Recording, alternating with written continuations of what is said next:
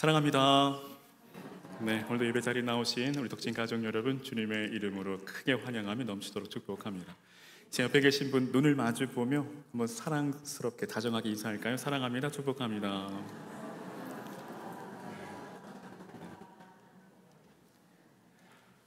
네, 여러분 한 주간 어떻게 보내셨나요? 세상의 빠름 속에 쉴 틈 없이 얼마나 바쁘고 분주한 삶을 사셨습니까? 그로 인해 몸과 마음과 영혼이 심히 지치고 곤하여 깊은 한숨을 내쉬며 살아갈 때가 얼마나 많으셨나요? 때로 뜻하지 않는 일들로 인해 또 얼마나 많이 낙심하며 고된 삶을 사셨습니까? 어쩜 오늘도 이 자리 위로가 필요하신 분들이 많이 계실 듯 합니다. 힘을 내라.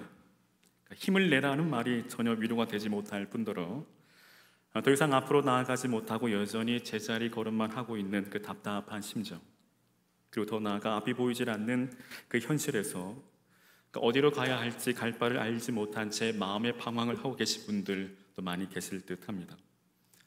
그래서 이 시간 사람의 그 어떠한 말보다도 이사야 40장 27절로 31절 말씀으로 위로하고 또 권면하고자 합니다.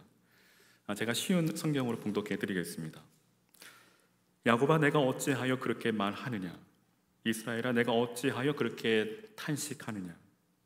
내가 어찌하여 불평하기를 주께서 내게 길을 보여주지 않으신다 하고, 내가 어찌하여 투덜대기를 하나님께서는 내가 억울한 일을 당해도 그냥 내버려 두신다 하느냐? 너희는 알지 못하느냐? 너희가 듣지 못했느냐? 주께서는 영원하신 하나님이시고 온 세상의 땅끝까지 창조하신 분이시다. 그분께서는 절대로 지쳐서 피곤해하거나 힘이 빠지는 일이 없으시고 그분의 지혜는 끝없이 깊고 넓어서 우리 인간들이 헤아려 알 수 없다. 그분께서는 지친 사람들에게 힘을 부어주시고 약한 사람들에게는 기운을 북돋아 주시는 분이시다. 비록 젊으리라 해도 쉬이 지쳐서 피곤해지고 용사들이라 해도 자주 비틀거리며 넘어지겠지만 오직 여호와를 주님을 바라보고 그분께 소망을 두는 사람은 언제나 새 힘을 얻을 것이니 마치 독수리가 힘차게 날개를 치며 하늘로 솟구쳐 오르듯 그렇게 높이 올라갈 것이요 아무리 멀리 뛰어도 지치지 않고 아무리 오래 걸어도 피곤하지 않을 것이다. 어떻게 좀 위로가 되시나요? 여러분, 진정한 위로는 어디로부터 올까요? 진정한 위로는 위로부터 옵니다. 즉 하늘로부터입니다. 그로 여호와를 앙망하시기를 바랍니다. 주님을 바라보시기를 바랍니다. 그 가운데 이 시간 위로부터 오는 하늘 아버지의 참 위로와 또 저와 여러분의 그 심령 그 깊은 곳에 이르기까지 주님의 위로가 함께 하시길 바라고 또 새 힘 얻으시는 저와 여러분 되시기를 주의 이름으로 간절히 축원합니다. 오늘 우리가 살아가는 이 현대 사회에서는 이 서두에 말씀드린 것처럼 빠르게 바쁘게 흘러만 갑니다. 즉 빠름, 속도를 매우 중요하게 생각합니다. 더 빠른 정보, 더 빠른 배달, 더 빠른 승진, 더 빠른 성공, 이처럼 속도가 미덕이 된 시대에 살아갑니다. 빨리빨리가 우리의 일상이 되어버렸습니다. 어쩜 그 단적인 예가 바로 로켓 배송 아닐까요? 뭐든지 남들보다 더 빨리 앞서가야만 살아남는 시대 속에 우리는 살아갑니다. 그래서 남들보다 조금 뒤처진다라고, 남들보다 조금 늦는다라고 생각되면 그만 좌절하고 포기합니다. 그래서일까요? 요즘 제 안에 문득 오늘날 현대인의 삶을 바라보며 마치 올림픽 경기에 출전하는 선수들과 같다는 생각이 들곤 합니다. 즉, 더 높이, 더 멀리, 더 빠르게입니다. 물론 지금보다 더 앞으로 나아가자는 그 열정적인 도전과 정신으로 살아가는 것은 좋습니다. 근데 문제는 뭘까요? 과연 무엇이 문제일까요? 그것은 바로 방향입니다. 왜냐하면 아무리 더 높이, 더 멀리, 더 빠르게 달려도 방향이 잘못되면 좋은 성적을 거둘 수 없기 때문이죠. 좋은 성적은커녕 실패할 수밖에 없습니다.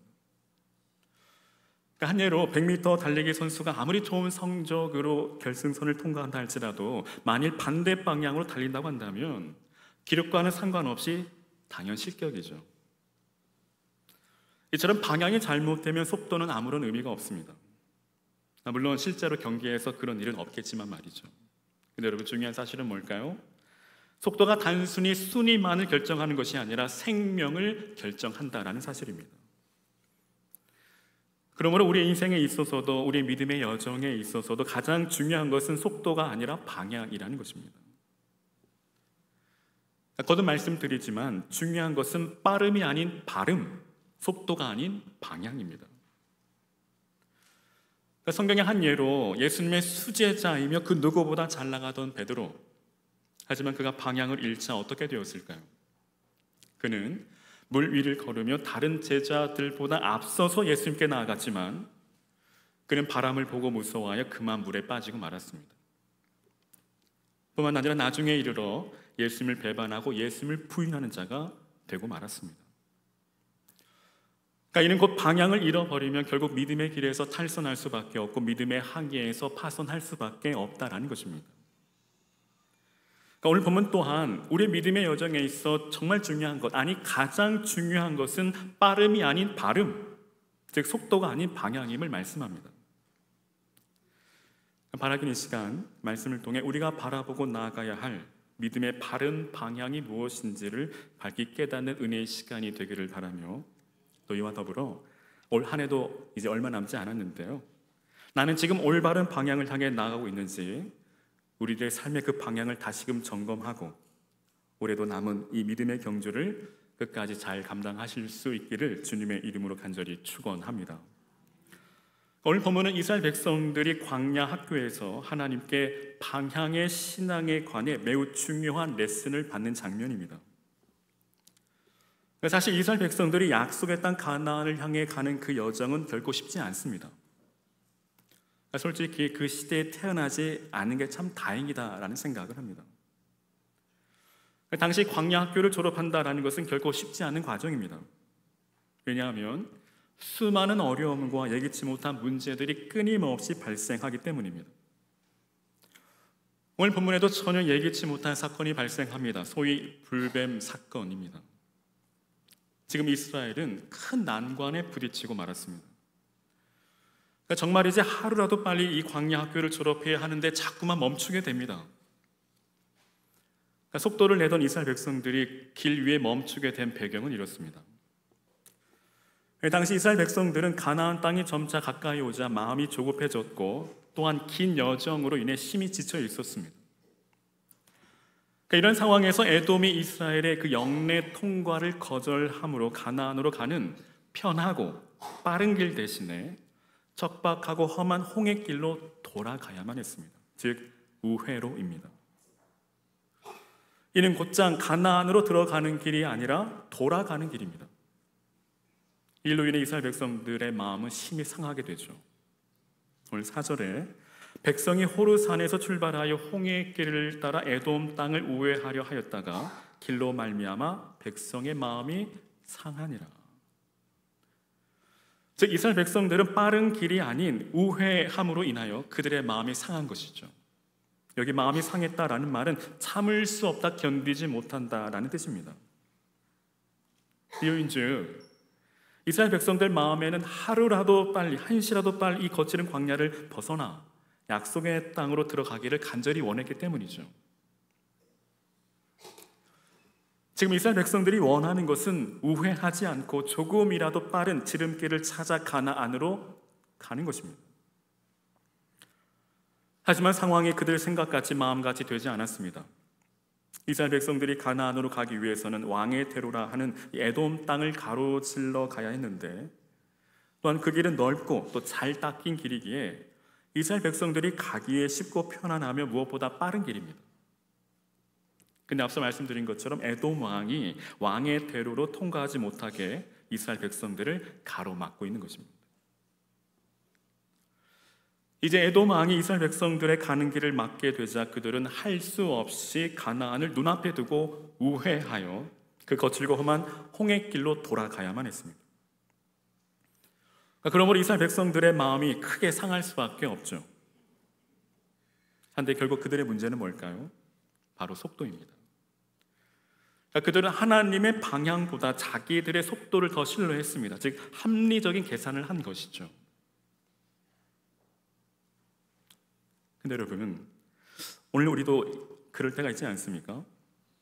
기도를 해도 응답이 더딜 때, 하나님이 내 인생을 돌아가게 하실 때, 하나님 왜 이렇게 느려요?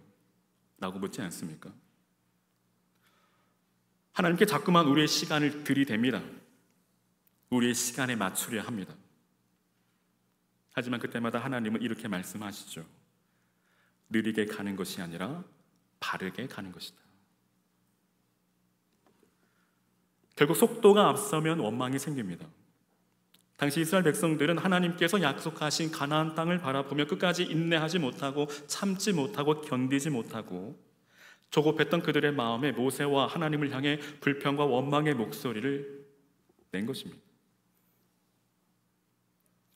이는 곧 믿음 없는 이스라엘 백성들의 그 실상을 그대로 보여준다 할 수 있습니다. 사실 그들의 문제는 환경과 상황이 아닙니다. 물론 문제가 아주 없다고는 할 수는 없죠. 얼마든지 영향을 받을 수 있습니다. 또한 그들의 마음 역시 충분히 이해가 되고 공감이 됩니다. 만일 저 역시도 그와 같은 상황에 있었다면 그들과 똑같이 반응했을 겁니다. 하지만 이는 믿음의 바른 모습이라고 할 수는 없죠. 그 이유는 믿음이란 보이지 않는 길을 따라가는 것이기 때문입니다. 그러니까 보이는 것을 따라가는 것은 확인이라고 하지 믿음이라 하지 않습니다. 그러니까 마찬가지로 하나님을 믿는다는 것은 곧 하나님의 말씀을 믿는다는 것입니다. 그리고 그 말씀을 전적으로 따르는 것입니다. 바로 믿음의 여정이란 하나님을 전적으로 믿고 신뢰하며 따라가는 길이죠. 여기에 좋은 일이건 굳은 일이건 슬픈 일이건 기쁜 일이건 그 가운데 모든 것이 합력하여 선을 이루시는 하나님의 선하신 뜻 안에 있다는 그 사실을 인정하고 신뢰하는 것, 이것이 바로 믿음의 핵심이라는 것입니다. 즉 당장 눈앞에 벌어진 사건을 믿는 것이 아니라 그 사건 배후에 있는 하나님이 모든 것을 합력하여 선을 이루시는 선하신 분이라는 그 전인적인 신뢰가 바로 믿음의 기초라는 것입니다.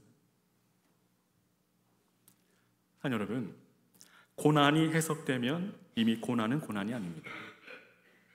그러니까 고난은 몰라서 고통스럽지 고난을 알면 기꺼이 그 고난 가운데로 뛰어들게 됩니다. 고난 가운데 고난이 해석되면 윈드서퍼가 파도를 즐기는 것처럼 고난을 즐길 수 있습니다. 고통스럽지 않아서 즐길 수 있는 것이 아닙니다. 당연히 고통스럽죠. 그러나 그 고통과는 비교할 수 없는 큰 기쁨이 있기 때문에 그 고난을 능히 감당할 수 있고 더 나아가 즐길 수 있다는 것입니다. 그러니까 실예로 아기를 낳아 기르는 기쁨을 모른다면 누가 산고의 그 고통을, 해산의 고통을 겪으려 하겠습니까? 물론 산고의 고통을 다 헤아려 알 수는 없지만 앞으로 태어날 그 아이가 커다란 사랑의 기쁨을 주기 때문에 산고의 고통, 그 해산의 고통을 감내하고 감당하는 것 아닐까요? 근데 여러분, 참고로 자식은 태어나서 3년간 평생 효도를 다 한다는 말이 있기는 합니다. 그러니까 더 이상 자식들에게 바래서는 안 되겠죠. 그 존재만으로도 기쁨입니다. 그러니까 결론적으로 이스라엘 백성들에게 있어 가장 큰 문제는 환경과 상황이 아니라는 것이죠. 바로 그들 자신입니다. 즉 환경과 상황이 문제가 아니라 믿음의 문제라는 것입니다. 여러분, 속도에 집착하면 방향을 잃고 방향을 잃으면 원망이 생깁니다. 그러니까 이스라엘은 목적지를 향해 달리던 마음이 꺾이자 과거를 그리워했습니다. 차라리 애굽이 나았지. 근데 여러분, 이 말은 단순한 불평이 아니라 하나님이 이끄시는 방향을 부정하는 것이죠. 즉 불신입니다.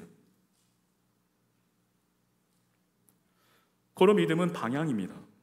곧 믿음은 무엇을 바라보느냐 하는 것이고 무엇을 바라보느냐가 믿음의 결국이 된다는 사실입니다. 하지만 안타깝게도 이스라엘 백성들은 약속의 땅을 바라보지 못했습니다. 이스라엘 백성들은 하나님을 바라보지 못했습니다. 그들은 항상 자신들의 환경과 상황만을 바라본 나머지, 집착한 나머지 언제나 불평과 원망으로 가득했습니다. 우리가 아는 것처럼 이스라엘 백성들은 출애굽 이후 첫 번째 난관인 이 홍해 앞에서 하나님을 원망하죠. 또한 구원의 기쁨도 잠시 그들은 사흘 길을 가지 못해 마라에서 마라의 쓴물로 인해 또다시 하나님을 원망합니다. 그뿐 아니라 그들은 먹을 것이 없고 마실 물이 없어 하나님을 향해 원망과 불평을 쏟아놓습니다.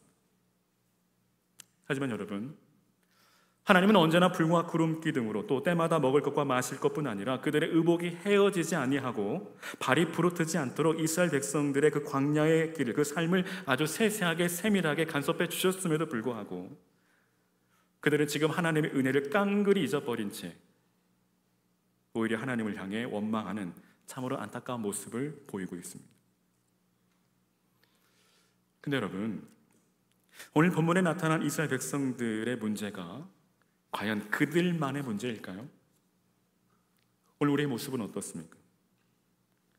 오늘 우리 또한 이스라엘 백성들과 같이 내 모든 환경과 상황이 내 마음대로, 내 뜻대로, 내 계획대로, 내 시간표대로 이루어지지 않을 때 하나님을 향해 불평과 불만과 원망의 목소리를 내고 있지는 않습니까?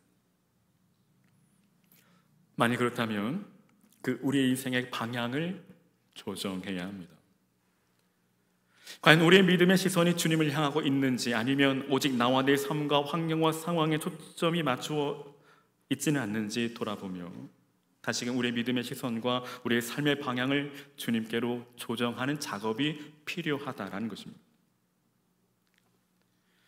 바라기는 저와 여러분의 삶의 어떠한 환경과 상황에서도 끝까지 주님만을 바라보며 믿음으로 행진하시기를 바랍니다. 그 가운데 우리 주님께서 반드시 이 광야를 넉넉히 지나게 하시고 약속의 땅으로 인도해 주실 줄로 믿습니다. 계속해서 이스라엘 백성들의 삶은 얼마나 잘못된 방향으로 나아가고 있는지 이스라엘 백성들의 그 원망의 목소리를 우리가 다시금 들어보기 원합니다. 오늘 5절인데요. 5절, 백성이 하나님과 모세를 향하여 원망하되 어찌하여 우리를 애굽에서 인도해내어 이 광야에서 죽게 하는가? 이곳에는 먹을 것도 없고 물도 없도다. 우리의 마음이 이 하찮은 음식을 싫어하노라 하며. 재미있는 것은 그들의 불평의 내용이 앞선 민수기 20장에 물이 없음으로 인하여 불평하는 모습과 너무도 흡사하다는 것입니다. 즉 왜 애굽 땅에서 편안히 살면 될 것을 이렇게 먹을 것도 없고 마실 것도 없는 거친 광야로 인도했느냐는 그들의 아우성이죠.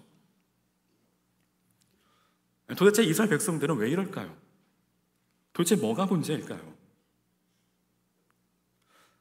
정말 이제 IQ가 낮은 건지 건망증이 심한 건지 당최 이해할 수가 없습니다. 물론 때론 잊어버리는 것도 은혜입니다. 하지만 결코 잊지 말아야 할 것이 있는데 그것은 바로 하나님의 은혜입니다. 앞서 말씀드린 바와 같이 하나님께서는 언제나 불과 구름 기둥으로 또한 때마다 먹을 것과 마실 것뿐 아니라 그들의 의복이 헤어지지 아니하고 발이 부르트지 않도록 이스라엘 백성들의 그 광야의 삶을 아주 세세하게 세밀하게 인도해 주셨음에도 지금 그들은 하나님의 은혜를 깡그리 잊어버린 채 하나님을 원망하고 있습니다. 제가 의사는 아니지만 분명 이스라엘 백성들은 영적 치매에 걸린 듯합니다. 근데 이는 단순히 영적인 질병으로 치부할 것이 아닙니다. 왜냐하면 은혜를 잃어버린 백성은 결국 망하기 때문이죠.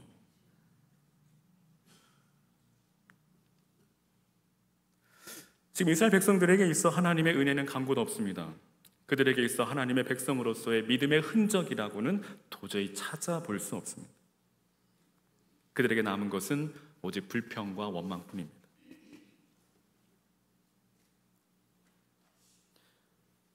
이들은 지금 자신들이 무슨 말을 하고 있는지 도무지 모르는 듯합니다. 이들의 행위는 단순한 원망과 불평이 아니라 하나님을 완전히 부정하고 있습니다. 이들은 도저히 하나님의 은혜를 받은 백성이라 할 수 없죠. 은혜를 받았다 할지라도 그 은혜를 헛되이 받으며 하나님의 은혜를 아주 값싼 은혜로 취급하고 있습니다. 당시 이스라엘 백성들의 마음은 마치 그들이 걷고 있는 광야와 같이 참으로 척박하고 황폐한 그 자체입니다. 근데 우리가 여기서 한 가지 기억해야 할 것은 원망과 불평의 쓴뿌리는 하나님의 은혜를 마르게 한다는 것입니다. 그래서 이 원망과 불평의 쓴뿌리를 제거하지 않으면 하나님께서 그 어떠한 은혜를 부어주셔도 그 쓴뿌리가 마치 스폰지가 물을 빨아들이듯 하나님의 은혜를 금세 마르게 한다라는 것을 우리는 잊지 말아야 합니다. 그러므로 하나님의 백성에게 이 불평과 원망의 쓴뿌리는 완전히 제거되어야만 합니다. 그러할 때 오늘 우리들의 삶에 하나님의 은혜가 우리 삶의 강물처럼 흘러가게 되는 것이죠. 사랑하는 여러분, 오늘 우리 삶에 우리 주위에 은혜가 없다라고 말하기 이전 먼저 오늘 우리 안에 모든 불평과 원망의 그 쓴뿌리를 완전히 제거하실 수 있기를 바랍니다. 이제 잘못된 그 방향의 결과입니다. 그러니까 방향을 잃은 이스라엘의 결과는 참으로 비극적입니다.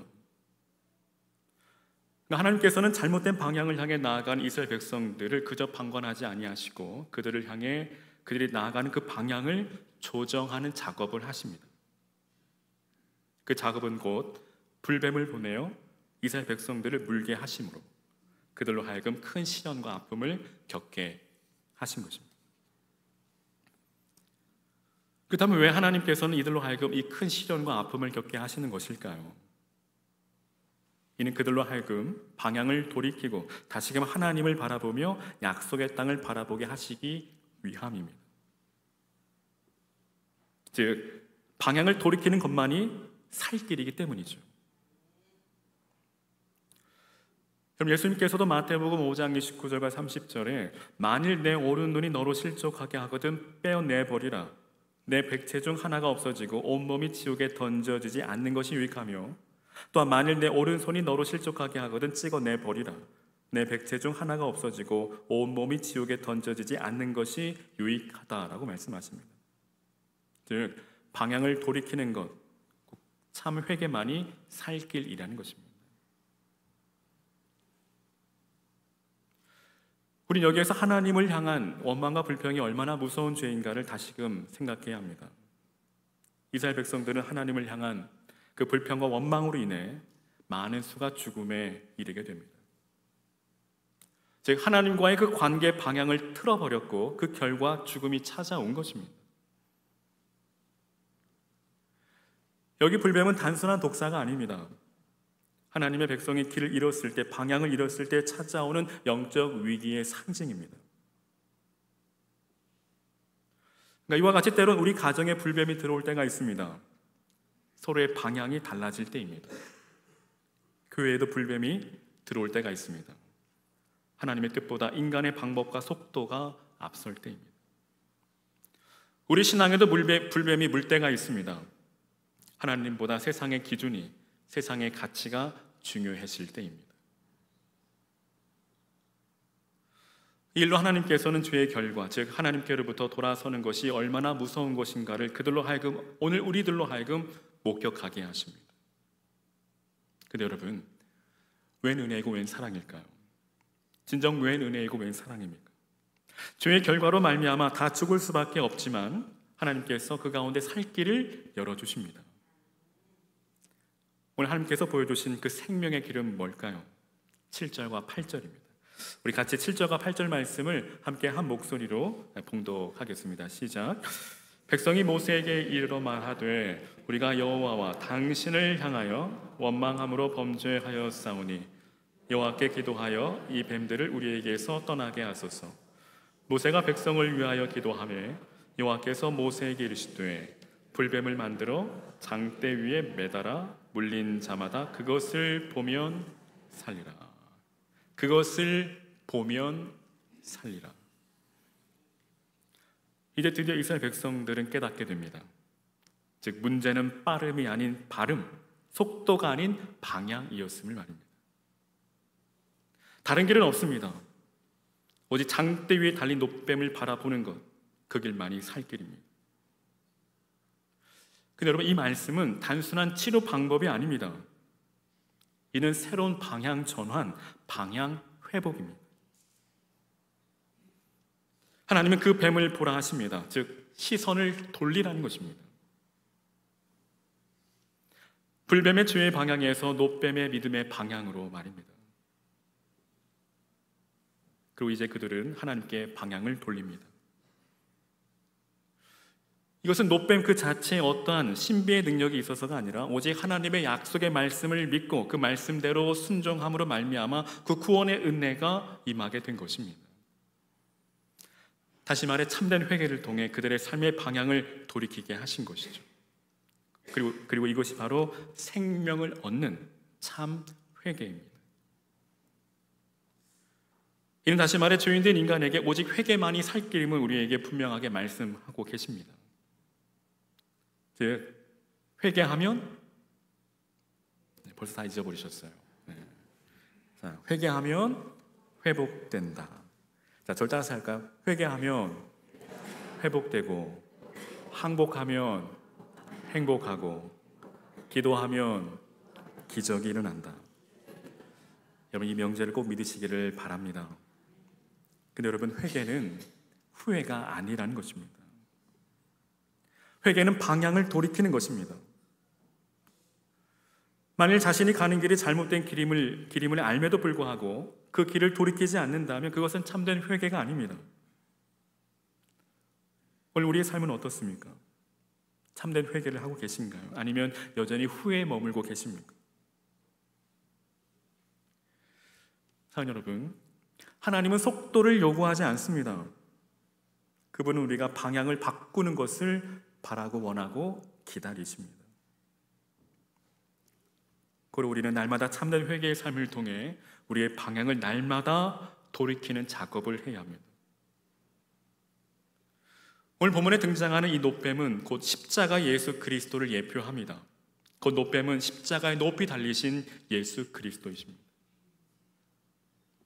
즉 죽음의 길에서 돌이켜 예수 그리스도를 바라보는 방향, 그것이 바로 생명의 길이라는 사실입니다. 여러분 믿으십니까? 믿으시기를 바랍니다. 그러므로 저와 여러분 생명을 얻는 참 회개를 통해 우리의 삶의 방향을 오직 예수님께로 온전히 돌이키실 수 있기를 주님의 이름으로 간절히 축원합니다. 이제 말씀을 마칩니다. 사랑하는 여러분, 세상은 오늘 우리에게 이렇게 질문합니다. 얼마나 빨리 성공했느냐? 그러나 하나님은 우리에게 이렇게 질문하십니다. 어디를 향해 가고 있느냐? 어디를 향해 가고 있느냐? 우린 지금 어떠한 질문에 반응하고 있습니까? 여전히 세상의 질문에 반응하고 계십니까? 여전히 세상의 성공을 쫓고 계신가요? 더 높이, 더 멀리, 더 빠르게. 물론 좋습니다. 그 다음에 그 성공이 누구를 위한 것이며 진정 무엇을 위한 것입니까? 이 시간 우리 자신에게 솔직하게 자문자답해 보시기를 바랍니다. 여러분 우리 인생에 있어, 우리 믿음의 여정에 있어 중요한 것은 빠름이 아닌 발음, 속도가 아닌 방향입니다. 우리 인생의 방향이 정확하다면 조금 늦어도 괜찮습니다. 우리 주님께서 원하시는 삶은 우리가 얼마나 빨리 달렸느냐에 있지 않습니다. 우리 주님이 원하시는 삶은 무엇을 향해 달려가느냐 하는 것입니다. 사랑하는 여러분, 세상은 속도를 칭찬하지만 하나님은 방향을 축복하십니다. 사도 바울은 빌립보서 3장 14절에 표대를 향하여 그리스도 예수 안에서 하나님이 위에서 부르신 부름의 상을 위하여 달려가노라. 방향이 축복이라는 것입니다. 히브리서 기자 역시 히브리서 12장에서 우리의 믿음의 여정을 경주로 비유하며 이 믿음의 경주를 감당함에 있어 오직 믿음의 주요 온전케 하시는 이인 예수님을 바라보라고 말씀합니다. 그분께 집중하라고 말씀합니다. 나침판은 아무리 흔들려도 늘 북쪽을 가리킵니다. 즉 우리의 신앙의 나침판이 예수님을 가리킬 때 때론 흔들려도 결국 제자리를 찾게 됩니다. 여러분 기억하시기를 바랍니다. 하나님은 빠른 사람보다 바른 사람을 쓰십니다. 여러분 토끼와 거북이 이야기 아시죠? 방향이 바르면 비록 느려도 결국 목적지에 도착합니다. 그리고 어쩜 그 길이 가장 빠른 길인지도 모릅니다. 하지만 방향이 틀리면 빠를수록 멀어질 뿐이죠. 그리고 어쩜 다시는 돌이키지 못할 수도 있습니다. 그리고 우리에게 가장 중요한 것은 빠름이 아닌 발음입니다. 속도가 아닌 방향입니다. 우리가 바라보아야 할 바른 길, 그 바른 방향은 오직 예수 그리스도이신 줄로 믿습니다. 바라기는 저와 여러분의 삶이 오늘도 내일도 우리 주님 부르시는 그날까지, 우리 주님 다시 오실 그날까지 우리의 표대가 되시며 우리의 믿음의 주역을 온전케 하시는 이인 오직 예수님만 바라보며 날마다 저 천성을 향해 달려가시는 귀하고도 복된 성도의 삶 되시기를 주님의 이름으로 간절히 축원합니다.